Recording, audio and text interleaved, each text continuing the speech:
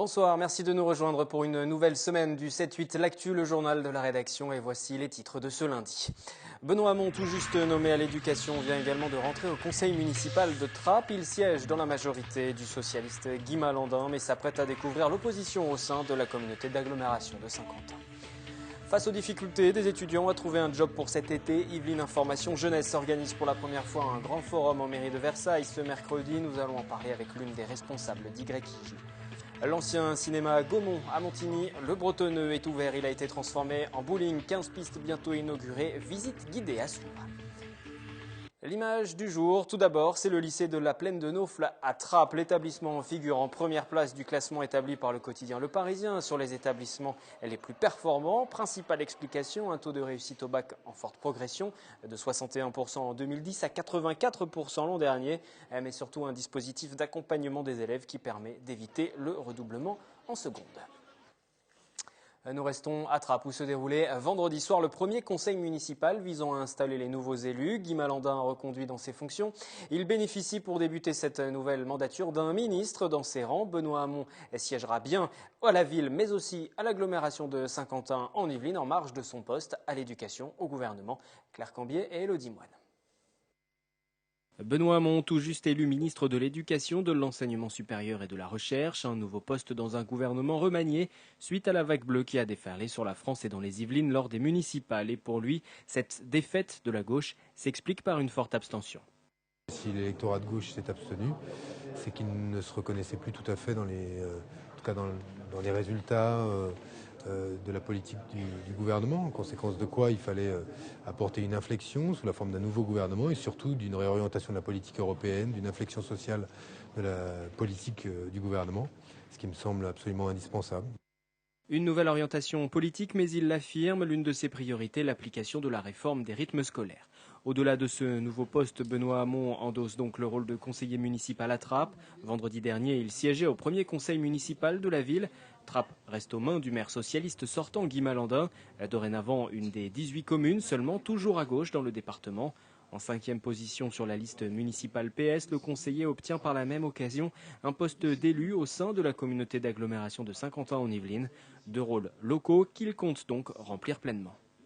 Moi, je reste de toute façon un élu de ce territoire au service des citoyens de ce territoire. Ministre ou pas ministre d'ailleurs, ça ne changera rien. Le jour où je ne le serai plus, je garderai le même état d'esprit. Un rôle d'opposition cependant au sein de la communauté d'agglomération de Saint-Quentin en Yvelines qui a basculé à droite pour la première fois depuis sa création. Un ministre au sein d'un conseil municipal, que peut apporter Benoît Hamon à la ville de Trappes? C'est notre question du jour. Vos réponses au micro de Jonathan Villeman. Pas forcément. Non, je pense pas. Non, il a une certaine notoriété, mais bon, je pense pas qu'il... Ou alors il faudrait qu'il s'investisse un peu plus dans la vie de la ville. Moi déjà, rien n'a changé, ça fait plus de 10 ans. Je pense pas qu'il pourra changer quelque chose. Monsieur Sisi, on espère bien. Je sais pas, est-ce qu'il aura le temps encore de s'occuper de la ville de Trappes avec ses nouvelles fonctions? J'en sais rien. Je sais pas, je peux pas vous dire. J'espère, mais on verra. Moi je pense que c'est un homme comme tous les autres ministres et qu'il est capable de le faire. Absolument pas. Déjà, je me demande qu'est-ce qu'il fait à l'éducation nationale. Ça, c'est la première des choses. Monsieur Hamon, il s'est présenté, il a promis pas mal de choses ici aux trappistes et en plus aux jeunes, dont il n'a pas tenu sa parole. Monsieur Hamon, je vois pas qu'est-ce qu'il fait. Ce sera plutôt au niveau de la région qu'il faudra influencer, à mon avis. Je l'ai souvent pensé, mais malheureusement, quand on voit les gros travaux qu'on sollicite, ils n'avancent pas. Même quand la gauche est au pouvoir, la dite gauche est au pouvoir. Toujours, et ce week-end, d'autres conseils municipaux ont été installés. C'est le cas à Maurepas. Tout d'abord, Grégory Garestier pour l'UMP a pris la place de Georges Mougeot. Une page se tourne dans cette ville détenue par la gauche depuis 30 ans. Valérie Pécresse, chef de file de la formation, a fait le déplacement. Élu avec 25 votes des conseillers sur 33 possibles, le nouveau maire a longuement été ovationné. Réaction à suivre lors d'une de nos prochaines éditions. Et puis à Voisin, le Bretonneux, à présent, autre conseil municipal. Alexandra Rosetti succède donc au maire sortant Alexis Biette, UMP, que les électeurs n'ont pas choisi de reconduire. 15 voix d'écart entre l'ancien premier magistrat de la ville et son ancienne adjointe. Lors de son discours samedi, elle a appelé l'ensemble des élus à servir l'intérêt des Vicinoises et des Vicinois. Quant à Alexis Biette, il parle d'irrégularité. Même s'il accepte le résultat, il devrait le contester en déposant un recours. Il se dit néanmoins prêt à apporter son expérience à la nouvelle équipe. Je suis extrêmement émue, évidemment. J'ai même un peu du mal à réaliser en fait, mais voilà, beaucoup d'émotions. Et puis aussi, comme je l'ai dit dans mon discours, je mesure le poids de la responsabilité, tout simplement. Donc voilà, et je suis impatiente de me mettre au travail. Je travaillerai toujours dans le respect des gens, et ça c'est un engagement, et je crois que je l'ai toujours prouvé par le passé de toute façon. Donc j'aimerais calmer peut-être les inquiétudes que certains pourraient avoir suite à, forcément, dans une campagne, il y a beaucoup de choses qui courent. Voilà. Et puis à Mantes-la-Ville, enfin, le seul maire Front National de l'Île-de-France s'est aussi installé à la tête de la ville vendredi soir dans un climat électrique. Des opposants à la formation d'extrême droite ont été arrêtés en marge de cette cérémonie d'investiture. Nous en parlerons demain dans notre première édition du 7-8 politique sur TV Fil 78 à 18h30. Nouvelle émission à suivre sur notre antenne. L'invité sera Philippe Chevrier, le responsable départemental du Front National. Vendredi, les personnels administratifs du tribunal de grande instance de Versailles étaient dans la rue pour manifester et grogner. Ils réclament aujourd'hui plus de moyens pour exercer une justice à la hauteur de ses ambitions. C'est ce qu'ils disent. Olivier Maniscalco. La justice en colère, la justice en colère, la justice en colère. 140 fonctionnaires en colère devant le tribunal de grande instance de Versailles. Après un courrier remis à Christiane Taubira, ministre de la Justice, le 3 février dernier, la gronde s'est accentuée ce vendredi 4 avril. Le personnel administratif du TGI réclame une amélioration des conditions de travail, une juste reconnaissance salariale et un recrutement d'urgence. Le retard en matière de conseil des prud'hommes des dossiers, c'est un délai qui n'est pas respectable, disons donc, pour le justiciable, pour les usagers. Le délai est trop long. Les personnes attendent, le justiciable attend des délais de décision plus courts que ça. Il faudrait effectivement de l'ordre. Un peu plus tard dans l'après-midi, les 5 organisations syndicales étaient reçues par la garde des Sceaux. Une discussion qu'ils ont qualifiée de franche et directe, mais si le sentiment d'avoir été entendu est bien là, des réponses sont encore à attendre, notamment en raison du remaniement ministériel. Des discussions doivent se tenir ce vendredi 11 avril. La veille, une mobilisation nationale est attendue dans les différents tribunaux de grande instance. On passe à l'invité de ce lundi. Pour débuter la semaine, je reçois Lucille Guérin. Bonsoir. Bonsoir. Et bienvenue sur ce plateau. Vous êtes en charge de l'opération Journée Job à Versailles qui se tiendra mercredi sous l'impulsion d'Yveline Information Jeunesse. Première question, aujourd'hui, il est encore possible de trouver un boulot pour l'été lorsqu'on est un étudiant, malgré le contexte de crise et malgré la concurrence des salariés, des chômeurs, des demandeurs d'emploi qui eux aussi veulent du travail et forcément ils doivent se concurrencer. C'est maintenant que les jeunes doivent s'en préoccuper justement. Commencer à rechercher d'éventuels recruteurs, commencer à préparer leur CV, leur lettre de motivation, justement pour postuler en vue de trouver un petit job d'été pour juin, juillet, août. Il y a une concurrence qui existe véritable aussi avec les demandeurs d'emploi. Aujourd'hui, il faut que les jeunes, même pour les boulots étudiants, soient vraiment des professionnels et qu'ils envoient leurs demandes de la même manière, encore plus aujourd'hui que par le passé, comme un demandeur d'emploi lambda. Alors après, nous, on se rend compte que c'est important de déposer CV, lettre de motivation comme un recrutement normal, je dirais. La concurrence, elle est là dans le sens où on remarque que depuis à peu près 2 ans, c'est beaucoup plus compliqué pour nous même de trouver des offres de job d'été à proposer aux jeunes. Déjà parce que les entreprises s'organisent différemment, il y a un turnover. Plus forcément pendant l'été, voilà, on organise le planning des salariés. Oui, tout à fait. Voilà. Donc effectivement, ça laisse beaucoup moins de possibilités pour ces jeunes. Quelle est la motivation première pour un jeune? Est-ce que c'est toujours, peut-être que c'était quand même le cas par le passé, plus pour arrondir les fins de mois, aussi pour les loisirs, pour préparer les vacances le mois suivant, par exemple, si on travaille en juillet, ou aujourd'hui c'est vraiment aussi, plus qu'avant, une nécessité pour pouvoir payer ses études? Je dirais que c'est un petit peu les deux. Bien sûr, la dimension de l'argent, se faire de l'argent de poche, préparer ses vacances, c'est important. Et également aussi le fait de se faire de l'expérience, ça revient beaucoup. Les jeunes qui viennent nous voir, ils n'ont pas envie de... Ils ont 2 mois de vacances, voire plus, et ils ne se voient pas rester 2 mois forcément en vacances. Et les jeunes qui viennent vous voir, justement, c'est quoi leur motivation? Ils vous en parlent? Ils vous disent, il faut à tout prix que je trouve du travail parce que à la rentrée, j'ai les études à payer?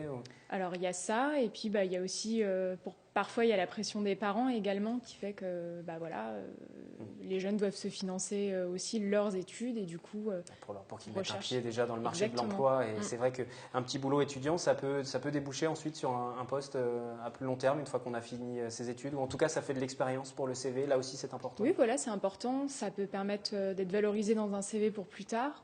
Et on voit certains jeunes qui postulent juste pour l'été et au final, ça se transforme en job étudiant tout le reste de l'année. Et ça leur fait un petit apport financier qui n'est pas négligeable. Alors, ce forum pour les jobs d'été, ce sera à la mairie de Versailles ce mercredi 9 avril de 14h à 18h. Comment va se dérouler cet événement? Il y a beaucoup de partenaires. Vous avez travaillé avec les bureaux Point Information des différentes communes, plus le centre information jeunesse.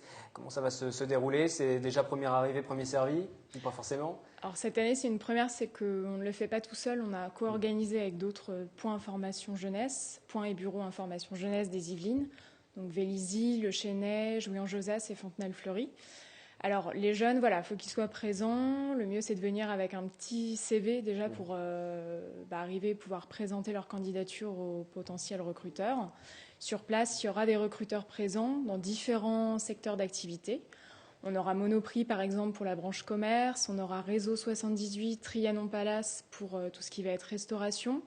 En termes de service à la personne, on a Altidom et le Conseil général des Yvelines avec le programme Yvelines étudiants seniors qui sera présent.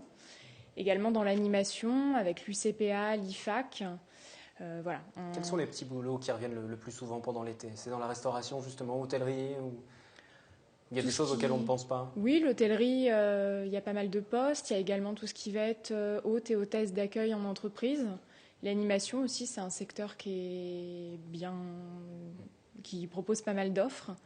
Et également, on aura, j'ai oublié de citer, le château de Versailles qui sera présent pour la branche spectacle et qui recrute pas mal de jeunes justement pendant cette période-là. Vous nous dites qu'il faut mieux arriver avec un CV. Pour autant, vous aidez à la rédaction des CV sur place aussi? Oui, sur place, il y aura des ateliers CV en français mais aussi en anglais parce que il y aura le réseau Europe Direct, la maison de l'Europe des Yvelines qui sera présent sur place au forum et qui pourra proposer des jobs justement à l'étranger. Quels sont les emplois qu'on peut faire à l'étranger? Parce que ça doit être très prisé, j'imagine. Oui, alors il y a des postes comme en France dans la restauration, dans la vente, et puis également tout ce qui va être jeune fille au pair, même si pendant la période de l'été, c'est moins évident de trouver sur cette période-là, mais il peut y avoir des offres. C'est encore plus un avantage ensuite sur le CV que d'avoir travaillé un petit peu à l'étranger, ne serait-ce que pendant les vacances. Quels conseils on peut donner aux jeunes qui vont venir? Au-delà d'avoir déjà un petit peu travaillé sur son CV, sa lettre de motivation, c'est de venir comme pour un emploi, comme pour un entretien d'embauche. C'est vrai que ça va être le premier contact qu'ils vont avoir avec l'employeur. Donc c'est toujours important d'avoir une bonne présentation, de montrer aussi surtout sa motivation. En termes de conseils, je dirais que faut aussi être clair sur les périodes à laquelle on est disponible. Souvent les recruteurs, pour 1 ou 2 semaines, ça risque d'être un petit peu juste. Souvent ils vont préférer recruter pour quelqu'un qui est disponible 1 mois, voire 2 mois. Voilà. Combien de postes éventuellement disponibles? Vous avez une idée de ce que vous allez pouvoir proposer? Alors, il y aura un certain nombre de postes. En termes de chiffres, je ne pourrais pas vous dire exactement. Il n'y en aura pas pour tout le monde, ça c'est sûr, comme chaque année. Comme on voit que chaque année, ça se réduit un petit peu. Mais après, c'est aussi aux jeunes de faire des candidatures aussi spontanées de leur côté, de faire jouer leur réseau, les entreprises de leurs parents. Ça marche encore pour certains jeunes. On donnait des conseils à ces étudiants qui nous regardent, même si ce sont des conseils qui sont forcément de bon sens. Pour autant, il y a aussi des droits pour un jeune qui travaille, comme pour n'importe quel autre salarié. Quand on rentre dans le monde du travail, on a des protections de la même manière, il y a des horaires de travail de la même manière. Il faut aussi le rappeler parce que quelquefois, ça existe tout de même. Il y a des employeurs qui forcément ne sont pas très regardants sur ces questions-là. Oui, tout à fait. La législation n'est pas la même pour un jeune qui sera mineur. Voilà, on a le droit de travailler à partir de 16 ans, mais ils n'ont pas le droit de travailler un même nombre d'heures qu'une personne majeure. Toutes ces informations-là, les jeunes ils peuvent le retrouver sur un guide que le CIDJ a édité, Trouver un job, qu'ils pourront trouver également le jour du forum qu'on diffusera. Ils peuvent également trouver une version informatique sur notre site www.jobonstock.fr, site sur lequel on diffuse des annonces de job pour les étudiants. tout au long de l'année pour ceux qui auraient raté le coche ou qui vont rater le coche de ce mercredi. Il y a encore une possibilité de venir vous voir. Vous allez toujours aider à faire des CV au site d'Yvelines Information Jeunesse. Tout à fait, tout au long de l'année, on est présent pour les aider dans la rédaction de leur CV, de leur lettre de motivation, leur donner des conseils, leur distribuer de la documentation. Et puis également, il n'y aura pas que ce forum-là. Comme on est un réseau départemental, il y en aura un petit peu partout dans le département. Et toutes les dates sont indiquées aussi sur notre site internet jobonstock.fr. Merci beaucoup d'être venu sur ce plateau Merci pour nous parler de cette initiative d'Yvelines Information Jeunesse Job d'été, cette opération qui se déroule à Versailles. Ce sera mercredi. Merci à vous. Merci. On passe à présent au sport et ça y est, les joueuses d'Elancourt sont devenues championnes de France de Pro B face au club athlétique mayennais. Une victoire qui ouvre les portes de la Pro A. Retour sur cette prestation mémorable dans une ambiance des grands soirs. Olivier Maniscalco. Pour cette rencontre face au club athlétique mayennais, un parfum de Pro A flotte dans le palais des sports d'Elancourt. Ce soir, le CTT reçoit le premier du championnat de Pro B dames. Et pour les deux équipes, la victoire est synonyme d'accession au plus haut niveau français. L'entraîneur Franck Saulnier ne s'y trompe pas et aligne d'entrée sa meilleure joueuse. Eva Odorova ne fait d'ailleurs qu'une bouchée d'Océane Ebner, 3-7-0. Elancourt mène la danse, mais le prochain match s'annonce compliqué. Audrey Zarif, à peine 15 ans, affronte l'expérimenté Dibao. L'international junior a beau se démener, elle multiplie les fautes techniques et s'incline en 3 manches. Dans le troisième match, Yana Nwang redonne l'avantage à Elancourt grâce à une partie globalement maîtrisée. Elancourt mène alors 2-1 et le quatrième match entre Odorova et Dibao sent clairement la poudre.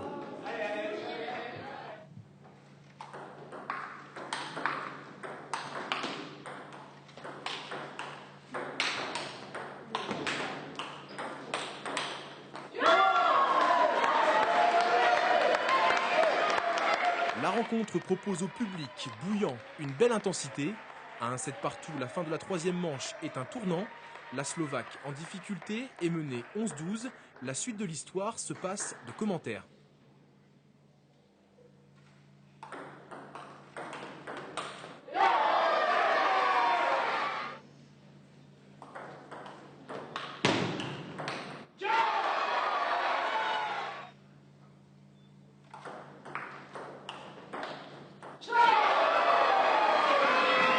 Eva Odorova remporte finalement 4-7-1 cette confrontation, un match qu'elle est allée chercher au mental.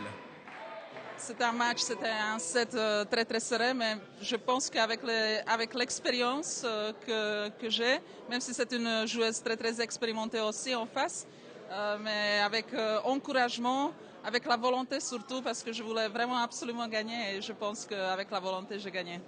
Yana Nwang termine le travail en 4 manches face à Océane Ebner. Elancourt est sacré champion de France de Pro B à 3 journées de la fin.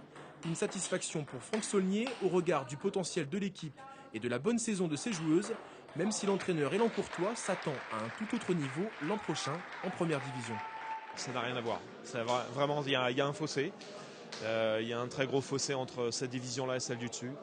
L'année prochaine, on va avoir des super matchs avec un super niveau de jeu parce que le championnat de France est un des meilleurs championnats d'Europe avec l'Allemagne. Nous, on essaiera de se maintenir déjà parce qu'on arrive, on va être les petits poussets de la division. On va essayer d'avoir un objectif déjà de maintien. Puis on va se bagarrer, quoi. Les 3 derniers matchs sans enjeu vont permettre de débuter la préparation de la saison prochaine et de faire tourner l'effectif. Un effectif qui verra au moins arriver une nouvelle joueuse la saison prochaine. On quitte Elancourt, je vous propose de vous rendre à Montigny, le Bretonneux, dans les locaux de l'ancien cinéma Gaumont qui ont été transformés en bowling. 15 pistes installées, inauguration prévue le 9 avril, visite guidée.